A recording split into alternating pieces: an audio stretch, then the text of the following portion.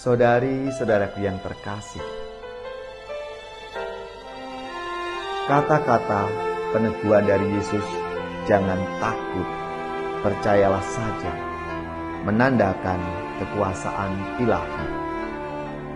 Yesus tahu keterbatasan kita umat manusia, maka Ia berkata, "Percayalah saja."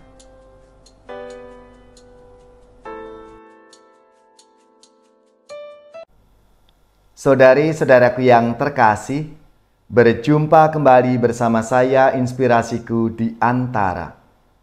Renungan harian Selasa 31 Januari. Hari ini kita bersama seluruh gereja Katolik memperingati Santo Yohanes Bosco, seorang imam dan pendidik. Semoga kita bersama keluarga, komunitas kita, selalu dalam keadaan baik, sehat, dan tetap bersemangat. Marilah kita mengawali renungan kita hari ini dengan tanda kemenangan Kristus. Dalam nama Bapa dan Putra dan Roh Kudus. Amin. Allah Bapa yang Maha Pengasih, Engkau mengobarkan hati Yohanes Bosco imammu untuk menjadi bapa dan guru bagi kaum muda. Semoga dengan semangat yang sama, hati kami tergerak untuk memperhatikan kaum muda, mencari jiwa-jiwa, dan mengabdi hanya kepadamu. Dengan pengantaraan Yesus Kristus Putramu Tuhan kami, yang bersama dengan Diko dalam persatuan Roh Kudus, hidup dan berkuasa, Allah sepanjang segala masa. Amin. Dalam nama Bapa dan Putra dan Roh Kudus. Amin. Inspirasi kita hari ini dari Injil Suci menurut Markus bab 5 ayat 21 sampai 43. Marilah kita siapkan kitab suci kita masing-masing. Kita akan membaca bersama-sama lalu merenungkannya. Sekali peristiwa, setelah Yesus menyeberang dengan perahu, datanglah orang banyak berbondong-bondong lalu mengerumuni Dia. Ketika itu Yesus masih ada di tepi danau. Maka datanglah seorang kepala rumah ibadat yang bernama Yairus. Ketika melihat Yesus, tersungkurlah Yairus di depan kakinya. Dengan sangat ia memohon kepadanya, "Anak perempuanku sedang sakit, hampir mati. Datanglah kiranya dan letakkanlah tanganmu atasnya, supaya ia selamat dan tetap hidup." Lalu pergilah Yesus dengan orang itu. Orang banyak berbondong-bondong mengikuti Dia dan berdesak-desakan dekatnya. Adalah di situ seorang perempuan yang sudah 12 tahun lamanya menderita pendarahan. Ia telah berulang-ulang diobati oleh berbagai tabib, sampai habislah semua yang ada padanya. Namun sama sekali tidak ada faedahnya, malah sebaliknya, semakin keadaannya memburuk. Dia sudah mendengar berita-berita tentang Yesus, maka di tengah-tengah orang banyak itu ia mendekati Yesus dari belakang dan menjamah jubahnya, sebab katanya, "Asal ku jamah saja jubahnya, aku akan sembuh." Sungguh, seketika itu juga berhentilah pendarahannya, dan ia merasakan badannya sudah sembuh dari penyakit itu. Pada waktu itu juga Yesus mengetahui bahwa ada tenaga yang keluar dari dirinya. Maka ia berpaling di tengah orang banyak itu dan bertanya, "Siapa yang menjamah jubahku?" Murid-muridnya menjawab, "Engkau melihat sendiri bagaimana orang-orang ini berdesak-desakan dekatmu. Bagaimana mungkin engkau bertanya, 'Siapa yang menjamah aku?'" Lalu Yesus memandang sekelilingnya untuk melihat siapa yang telah melakukan hal itu. Maka perempuan tadi menjadi takut dan gemetar sejak ia mengetahui apa yang telah terjadi atas dirinya. Maka ia tampil dan tersungkur di depan Yesus. Dengan tulus ia memberitahukan segala sesuatu kepada Yesus. Maka kata Yesus kepada perempuan itu, "Hai anakku, imanmu telah menyelamatkan engkau. Pergilah dengan selamat dan sembuhlah dari penyakitmu." Ketika Yesus masih berbicara, datanglah orang dari keluarga kepala rumah ibadat itu dan berkata, "Anakmu sudah mati. Apa perlunya lagi engkau menyusahkan guru?" Tetapi Yesus tidak menghiraukan perkataan mereka dan berkata kepada kepala rumah ibadat, "Jangan takut, percayalah saja."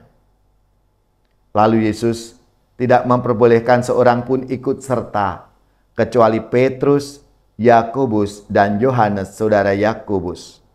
Dan tibalah mereka di rumah kepala rumah ibadat.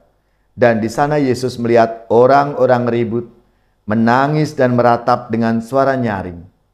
Sesudah masuk, Yesus berkata kepada orang-orang itu, "Mengapa kamu ribut dan menangis? Anak ini tidak mati, tetapi tidur." Tetapi mereka menertawakan dia. Maka Yesus menyuruh semua orang itu keluar. Lalu ia membawa ayah dan ibu anak itu, dan mereka yang bersama-sama dengan Yesus masuk ke dalam kamar anak itu. Lalu dipegangnya tangan anak itu, katanya, "Talitakum," yang artinya, "Hai anak, aku berkata kepadamu, bangunlah." Seketika itu juga anak itu bangkit, berdiri, dan berjalan, sebab umurnya sudah 12 tahun. Semua orang yang hadir sangat takjub. Dengan sangat Yesus berpesan kepada mereka supaya jangan seorang pun mengetahui hal itu.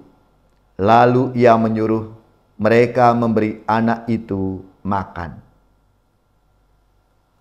Demikianlah sabda Tuhan. Terpujilah Kristus. Saudari-saudaraku yang terkasih, selamat dan profisiat untuk saudara-saudara, gereja, paroki, dan lembaga-lembaga yang pesta nama Santo Yohanes Bosco. Semoga teladan dan semangat hidupnya memberi inspirasi dalam hidup dan karya pelayanan kita semua. Saudari-saudaraku yang terkasih, dalam sabda Tuhan hari ini dikisahkan beberapa orang dari keluarga Yairus datang dan mengatakan bahwa anak perempuan Yairus sudah mati. Mereka mengatakan, "Tidak perlu lagi merepotkan guru. Anakmu sudah mati." Mereka tidak percaya bahwa apakah permintaan Yairus kepada Yesus untuk menumpangkan tangan dan menyembuhkan anak Yairus masih ada artinya. Akan tetapi Yesus berkata kepada Yairus, "Jangan takut, percayalah saja." Saudari-saudaraku yang terkasih, kata-kata peneguhan dari Yesus, "Jangan takut, percayalah saja," menandakan kekuasaan ilahi. Yesus tahu keterbatasan kita umat manusia. Maka ia berkata, "Percayalah saja." Saudari-saudaraku yang terkasih, ada kalanya dalam hidup kita ini mengalami keadaan atau pengalaman batas.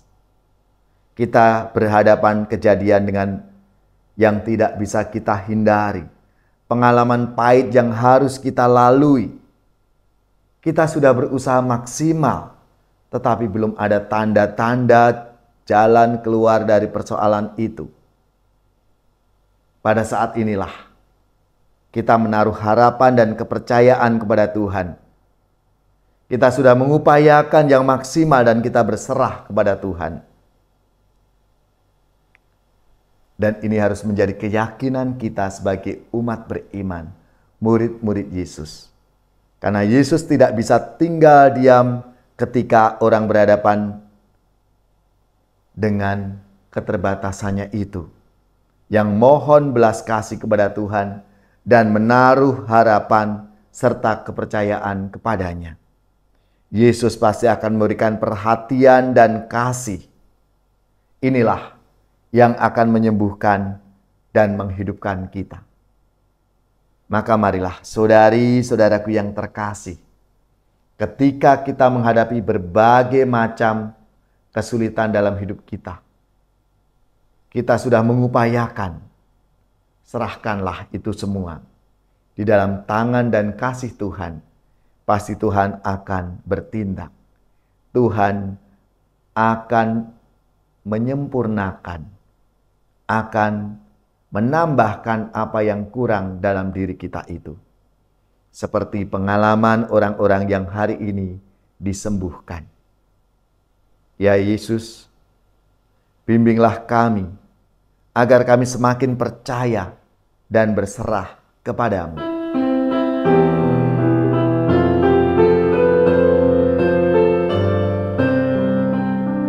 Tuhan Yesus, sembuhkanlah kami, orang buta, orang congkak hati. Dari mati hidupkanlah kami, dari dosa bersihkanlah kami. Tuhan Yesus, tanpa Yesus kita orang miskin. Tanpa Yesus hati kita dingin. Dengan Yesus kita amat kaya. Hati kita akan bersukaria dengan Yesus. Tuhan Yesus, sembuhkanlah kami, orang buta, orang congkak hati. Dari mati hidupkanlah kami, dari dosa bersihkanlah kami. Tuhan Yesus, tanpa Yesus kita ketakutan. Tanpa Yesus kita tidak tahan. Dengan Yesus kita akan mampu mengalahkan kekuatan dosa.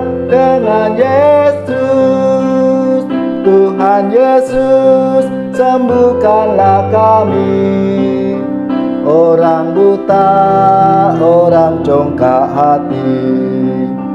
Dari mati hidupkanlah kami, dari dosa bersihkanlah kami. Tuhan Yesus, tanpa Yesus kita kesunyian. Tanpa Yesus kita akan hilang. Dengan Yesus kepala gerejanya, kita selamat sebagai anggota. Dengan Yesus, Tuhan Yesus, sembuhkanlah kami, orang buta, orang congkak hati. Dari mati hidupkanlah kami, dari dosa bersihkanlah kami. Tuhan Yesus, tanpa Yesus kita bagai buta.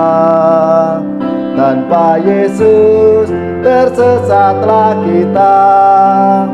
Dengan Yesus cahaya dunia, jalan terang menuju bahagia. Dengan Yesus, Tuhan Yesus, sembuhkanlah kami, orang buta, orang congkak hati. Dari mati hidupkanlah kami, dari dosa bersihkanlah kami. Tuhan Yesus. Saudari-saudaraku yang terkasih, Marilah kita mengakhiri renungan kita hari ini dengan mohon berkat Tuhan. Dan kita akan menerima tugas perutusan. Marilah kita siapkan hati kita untuk menerima berkat-Nya. Semoga saudari-saudara sekalian, keluarga-keluarga dan komunitas kita, orang-orang yang kita doakan, mereka yang sakit, yang menderita, seluruh tugas, belajar, pekerjaan, usaha serta karya pelayanan kita, dibimbing, dilindungi dan diberkati oleh Allah yang Maha Kuasa, Bapa dan Putra dan Roh Kudus. Amin.